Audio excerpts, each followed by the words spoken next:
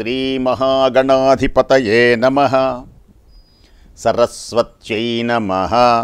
శ్రీ గురుభ్యో నమః. హరి ఓం. హే గోపాలక హే కృపాజలనిధే హే సింధు కన్యాపతే హే కంసాంతక హే గజేంద్ర కరుణాపారీణ హే మాధవ హే రామానుజ హే జగత్రయ గురో హే పుండరీకాక్ష హే గోపీజననాథ పాలయ పరం జానామి నత్వాం వినా. నమామి నారాయణ పాదపంకజం కరోమి నారాయణ పూజనం సదా. వదామి నారాయణ నామ నిర్మలం స్మరామి నారాయణ నామమవ్యయం. శ్రీకృష్ణ భగవానుని దివ్య చరణారవిందములకు శతసహస్ర కోటి ప్రణామములు సమర్పిస్తూ పరమాత్మ యొక్క దివ్య కృష్ణావతారం శ్రీకృష్ణుని యొక్క దివ్య చరితలు భాగవతంలోనే కాక వల్లభాచార్యుల వారు అద్భుతంగా వర్ణించారు. వల్లభాచార్యుల వారి చేత రచింపబడిన దివ్యమైనటువంటి మధురాష్టకం చెప్పుకుంటున్నాం. పరమాత్మ ఆ దివ్యమైనటువంటిది, దివ్య భావన అత్యంత మధురమైనది, హృదయంగతమైనది, బ్రహ్మానందమయమైనటువంటి ఆనంద తరంగాలతో ప్రకాశించేది ఆ కృష్ణుని యొక్క దివ్యనామం. అధరం మధురం వదనం మధురం అధరం మధురం వదనం మధురం నయనం మధురం హసితం మధురం హృదయం మధురం గమనం మధురం మధురాధిపతే అఖిలం మధురం మధురం మధురం మధురం కృష్ణ నీ నామమే మధురం. పెదవులు మధురం, ఆ పెదవులు ఉన్న ముఖము మధురం, కన్నులు మధురం, చిరునవ్వు మధురం, హృదయమే మధురం, గమనమే మధురం. కృష్ణ అధరం మధురం. అధరం ప్రేమతత్వంలో అత్యంత మధుర ప్రసాదమైనటువంటి వస్తువు. ఈ అధరమున్నదే ఇది ప్రేమకు చిహ్నమైనటువంటిది, ఇది ప్రధాన వస్తువు. అందుచేతనే పెద్దలు అధరామృతం అంటారు. అధరామృతం. అధరము అంటే అధరం, ధర అంటే భూమి అని అర్థం, భూమి కానిది అని అర్థం అన్నమాట. అధరం అంటే పెదవులే కాదు. మనం అనుకుంటాం అధరము అంటే ధర, ధర కానిది, ధర కాని, ధర అంటే భూమి, ధర కానిది, భూలోకం కంటే గొప్పదైనటువంటిది ఏది అంటే అధరం. కృష్ణుని యొక్క అధరామృతం ఈ భూమిలో ఉన్నటువంటి సమస్త ఐశ్వర్యముల కన్నా కృష్ణుని యొక్క దివ్యమైనటువంటి అధరమే చాలా గొప్పది, అంటే భూమి కానిది. పిల్లన గ్రోవికి బాగా తెలుసు, పిల్లన గ్రోవి పిలుపు. ఆ పిల్లన గ్రోవికి శ్రీకృష్ణుని యొక్క అధర అమృతమేంటో తెలుసు. తరువాత గోపికలకు తెలుసు ఆ ఆనందమేమిటో. కాబట్టి అధరం లౌకిక ఆనందమైనటువంటిది ప్రసాదించేటువంటిది కనుక లౌకికమైనటువంటిదే కాదు, అలౌకికమైనటువంటిది ప్రసాదిస్తుంది. ఈ భోగ వస్తువులు ఉన్నవే వీటన్నిటికంటే హృదయం అమృతమయమవుతుంది. ఆ కృష్ణుని యొక్క దివ్యనామాన్ని రూపాన్ని చూచినప్పుడు హృదయం పులకరించిపోతుంది. మొట్టమొదట అధరత్వ ప్రాముఖ్యతను సూచిస్తూ అధరం మధురం అంటారు. ఎందుకని అంటే అక్షరాలలో మొట్టమొదటిదైనటువంటిది ఆ అ ఆ ఇ ఈ ఆ. అకారమే భగవన్మయం. ఆతో ఎందుకు మొదలుపెట్టారు అంటే అకారం,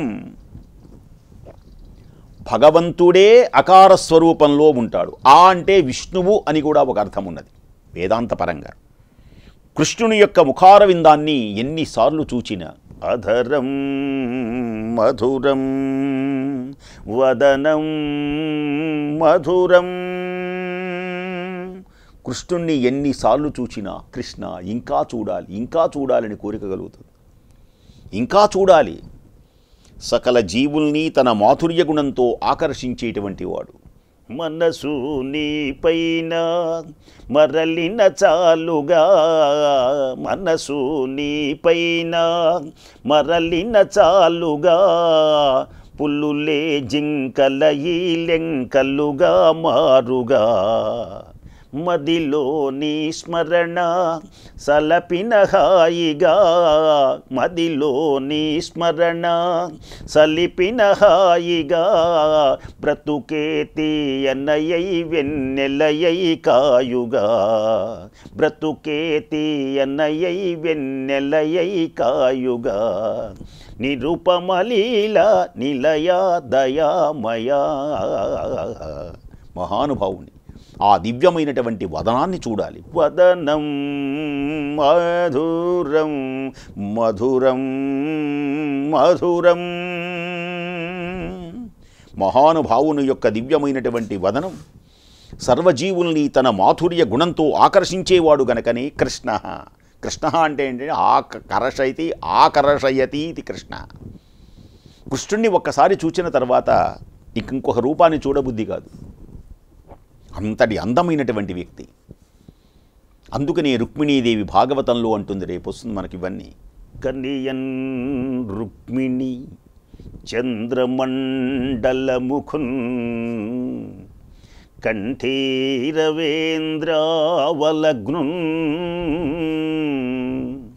చారుతరవక్షున్. విశాలమైనటువంటి వక్షస్థలం కలిగిన వాడు.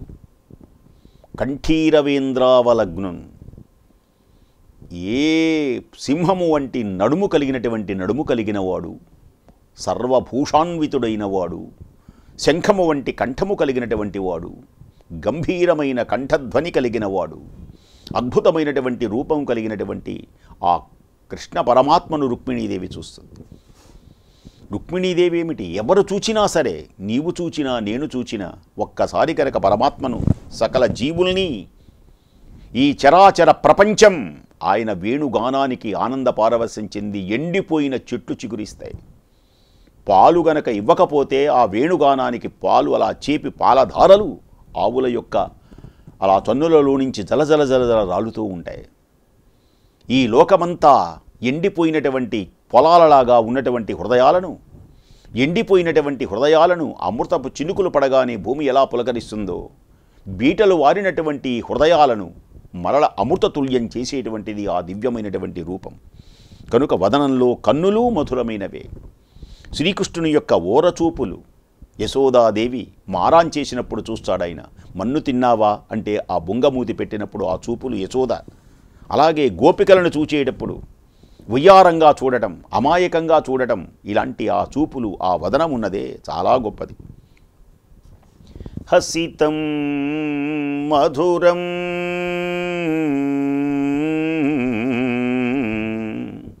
చిరునవ్వులు ఉన్నవే. నిన్న చెప్పుకున్నాం అద్భుతమైనటువంటి ఆ చిరునవ్వులు. హసితం అంటే చిరునవ్వులు. ఆ నవ్వాడు అంటే ఆ నవ్వులో ఆంతర్యమేంటో ఎవడికి తెలుస్తుంది? ఆయనకి తెలియాల్సిందే. అంటాడు. దుర్యోధనుడు తిట్టాడు అనుకోండి, అంటాడు.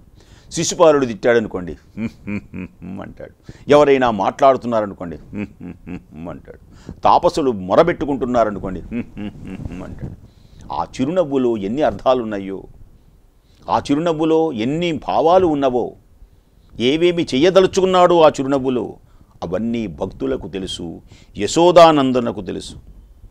భక్తితో నన్ను కాపాడతాడు అని ఆ చిరునవ్వులు చిందించేటువంటి రూపాన్ని నేను ఒక్కసారి చూడాలి స్వామి.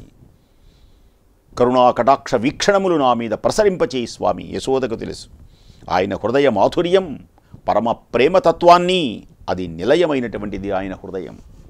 ప్రేమ అంటే కృష్ణుడిదే చూడాలి, ఇక మిగిలినవే వాళ్ళు కాదు. ప్రేమతత్వాన్ని చెప్పాలి అంటే కృష్ణతత్వాన్ని చెప్పవలసిందే. అంతా ప్రేమమయం, ఈ లోకమంతా ప్రేమమయం, ఈ లోకమంతా కృష్ణమయం. ప్రేమ మాధుర్యాన్ని చూడాలి అంటే శ్రీకృష్ణ భగవానుని యొక్క దివ్యమైనటువంటి హృదయంలో నిర్మలమైనటువంటి ప్రేమ ఎన్ని లోకాలకు, ఎన్ని కల్పాలకు పంచిపెట్టినప్పటికీ, ఎన్ని యుగ యుగాలు ఎంతమందికి పంచిపెట్టినా ఆ ప్రేమ అనే సముద్రం తరగదు. ఎవడైనా మీరు దానం ఇస్తే, 1 కోటి రూపాయలు ఇలా ఇస్తూ ఉంటే కొంతకాలానికి మీ దగ్గర ఉన్నటువంటి ధనం తరిగిపోతుందేమో, కానీ ప్రేమ అనేటువంటిది ఆయన తరగనే తరగదు. ఈశావాస్యోపనిషత్తులో శ్రీకృష్ణ భగవానుని పూర్ణ పరమాత్మగా వర్ణించడం జరిగింది. పూర్ణ పరమాత్మ శ్రీకృష్ణ భగవానుడు జగద్గురువు, పరమాత్మ, పరబ్రహ్మ అన్నారు. అందుచేతని కొన్ని గ్రంథాలలో కృష్ణావతారం గురించి చెప్పరు. మత్స్య కూర్మ వరాహశ్చ నారసింహశ్చ వామనః, మత్స్య కూర్మ వరాహశ్చ నారసింహశ్చ వామనః, రామో రామః రామః, బుద్ధ కలికిరేవచ. ఇక్కడే 3 రాములు చెప్పారు. ఇహ బుద్ధ దీంట్లో కృష్ణ పేరు ఉండదు. గీత గోవిందం జయదేవుడు రచించినటువంటి శ్లోకంలో కృష్ణ పేరు ఉండదు. ఇదొక విచిత్రం. కృష్ణ అవతారం అంటున్నాం, కానీ ఆ గీత గోవిందంలో కృష్ణుడు పరబ్రహ్మ, పరబ్రహ్మే 10 అవతారాలు ఎత్తాడు అంటాడు ఆయన. మిగతా వాళ్ళు రామో రామశ్చ కృష్ణశ్చ బుద్ధ కలికిలేవచ అంటారు. ఆయన ఏం చేశాడు? రామో రామశ్చ బుద్ధ కలికిరేవచ. రామ పరశురాముడు, రామ బలరాముడు, రామ అంటే ఇంకో రాముడు శ్రీరాముడు, రామ అంటే బలరాముడు. చూడండి ఎలా, రామో రామశ్చ 3 రాములు, పరశురాముడు, శ్రీరాముడు, బలరాముడు. ఆ తర్వాత బుద్ధ కలికిరేవచ. కృష్ణ పేరు ఉండదు. దేనికని కృష్ణ పేరు లేదయ్యా? ఓ జయదేవ, కృష్ణుడి గురించి అద్భుతంగా వర్ణించావుగా మహానుభావుడు.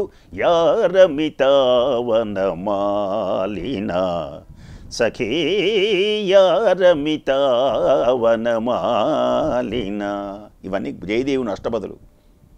వికసిత సరసిజ లలిత ముఖేన స్ఫుటతి నసా మనసిజ విసిఖేన, వికసిత సరసిజ లలిత ముఖేన.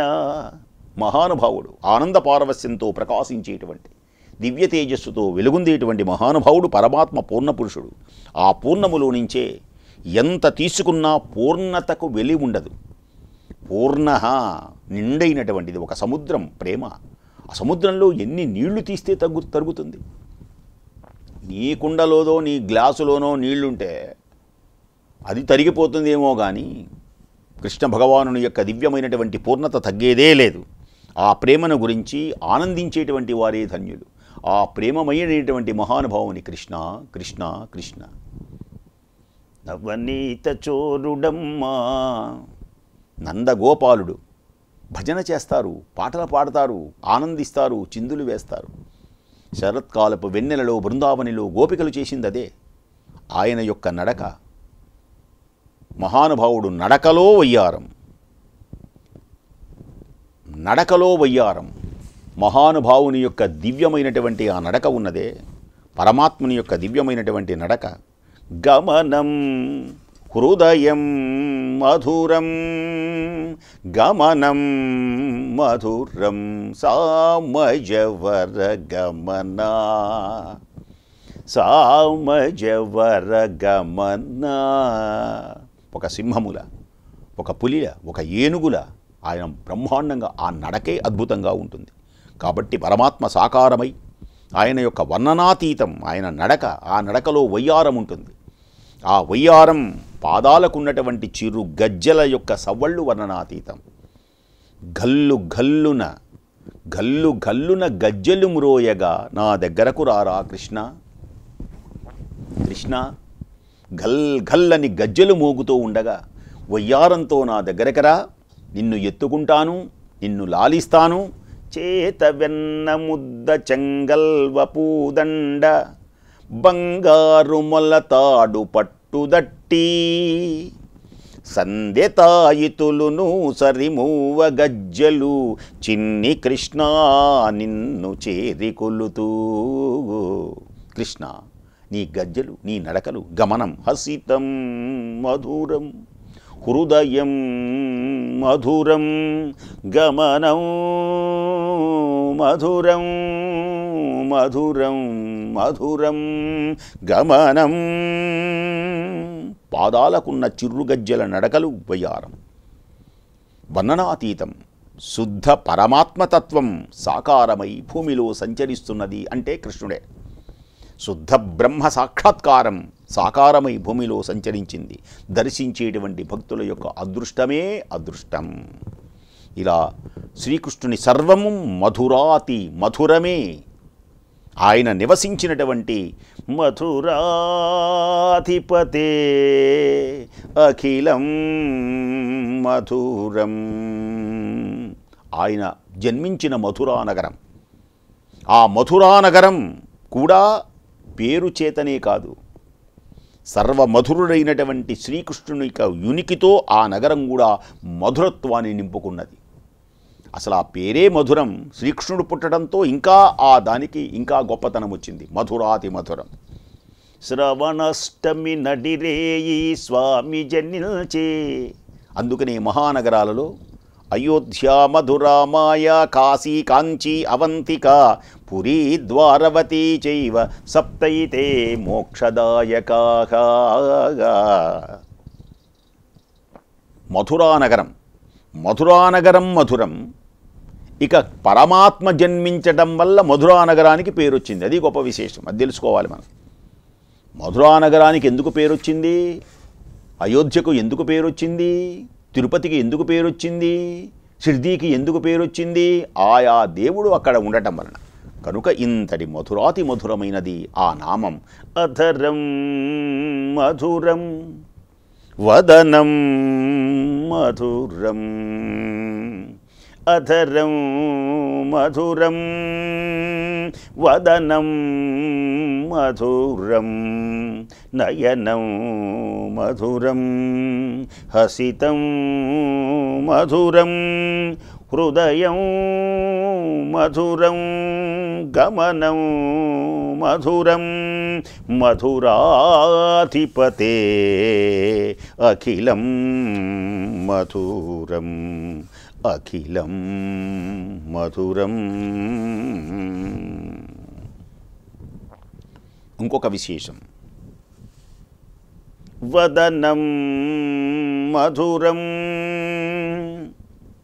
వదనం మధురం చరితం మధురం వదనం మధురం చరితం మధురం వసనం మధురం వలితం మధురం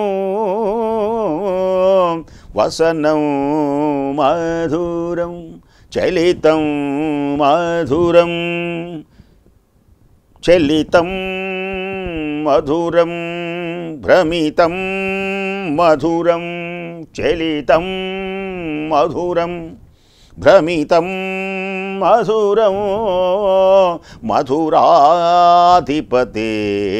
అఖిలం మధురం వదనం.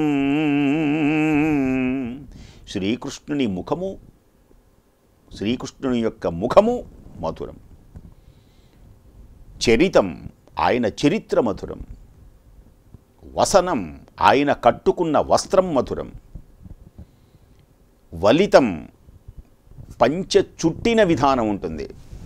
అందరూ పంచెలు కడతారు. వలితం అంటే చుట్టేటువంటి విధానం అన్నమాట. పంచె కట్టేటువంటి ఆ చుట్టినప్పుడు, ఆ కుచ్చెళ్ళు పెట్టినప్పుడు, ఆయన ఉన్నప్పుడు అదొక చరితం. ఆ కుచ్చెళ్ళు ఉన్నవే, ఆ ధోతి కట్టడం చాలా గొప్పగా ఉంటుంది. ఆయన కట్టినట్టు అసలు ఎవ్వడూ ఉండడు. అసలు ఆ పంచె కట్టు చూడగానే కృష్ణుడు అంటాం. రాముల వారి పంచెకట్టు చూస్తే ఈయన రాముడు అంటాం. రైతు పంచకట్టు చూస్తాం, అయిన రైతు అనుకుంటాం మనం. ఆ రైతు కట్టేటువంటి పంచకట్టు వేరు, పండితులు కట్టేటువంటి పంచకట్టు వేరు. అంతా పంచెలే. పురోహితులు కట్టేటువంటి ఆ కంచిపట్టు చూడగానే ఈయన పురోహితుడు అని మనకు తెలుస్తుంది. అలాగే కొందరు కడతారు, ఓహో వీళ్ళేదో బాగా కొంచెం డెల్టా ప్రాంతపు రైతులాగున్నారే, ఆ కట్టేటువంటి చెంగు విడిచి కట్టేది వేరు. అలాగే రైతు పని చేసేటువంటి వాడు కట్టేటువంటి పంచకట్టు వేరు. పెళ్ళిళ్ళల్లో పెళ్ళి కొడుకు కట్టేటువంటి పంచకట్టు వేరు. అన్నీ పంచెలే, కట్టే పద్ధతిని బట్టి ఓహో ఈ సమయం. అందుకని వలితం పంచ చుట్టినటువంటి విధానం ఉన్నదే, అది చాలా గొప్పది. చలితం మధురం, ఆయన చెలించేటువంటి విధానం. భ్రమితం మధురం, ఆయన తిరిగే పద్ధతి కూడా బాగుంటుంది. ఆయన చెలించేటువంటి కదిలేటువంటి పద్ధతి బాగుంటుంది. ఆయన కదులుతుంటేనే అద్భుతంగా ఉంటుంది. అలా లేచినప్పుడు సింహాసనం ఎంత లేచినా లేదు పారాడుతున్నా యశోదమ్మకు తెలుస్తుంది ఎంత బాగున్నాడో నందరు. అలాగే ఆయన నడిచేటువంటి తిరిగేటువంటి పద్ధతి. కాబట్టి మధురాధిపతే అఖిలం మధురం.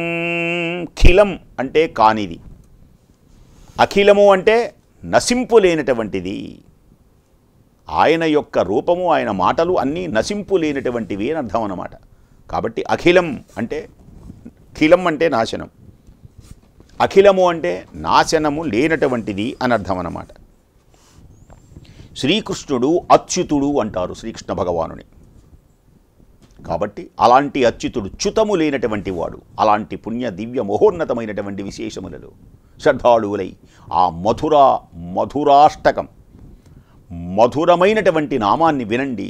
అందరూ కూడా హృదయ ఆనందాన్ని పొంది మీరందరూ కూడా ధన్యులవ్వాలని కోరుకుంటూ స్వస్తి.